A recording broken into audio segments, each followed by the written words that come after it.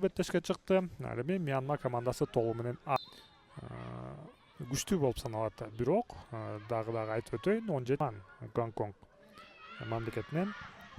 Буларда Мьянма командасынын алгачкы чабуулу жана тилекке каршы Мьянма эсеп сандарын ачты.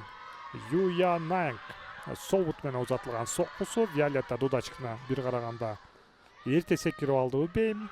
Жана Дудачкина кол менен тийиптир, бирок топту кайтара алган жок. Мына ушундай. Айлина Гапарова топко жетип барат. Ооба, жетип барат.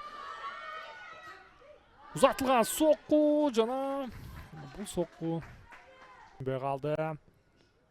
Дайырбекова топко жетип барган жок. Алыстан сокку Дудачкина өз ордунда.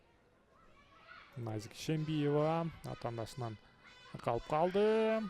Жана кооптуу абал жара. Оң капталдан Мьянма оюнчулары айып анчасына чыгарылган топ жана Дудачкина бул жерде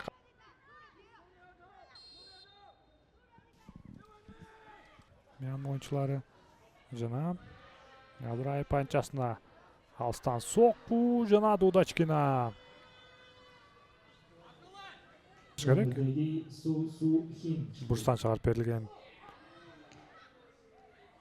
сокку жана Виолетта Дудачкина өз ордунда.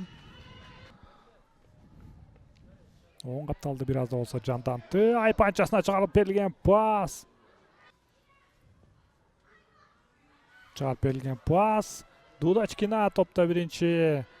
Жана Алина топту жоготуп койду. Кайрадан Мьянма оюнчулары. Дудачкина топ менен чыгарып берилген пас жана азырден оң капталдан айып анчасына чыгарылган топ, бош калган дарбаза жана бул жерде оюнчусу Касым ышкырыгы жаңырды.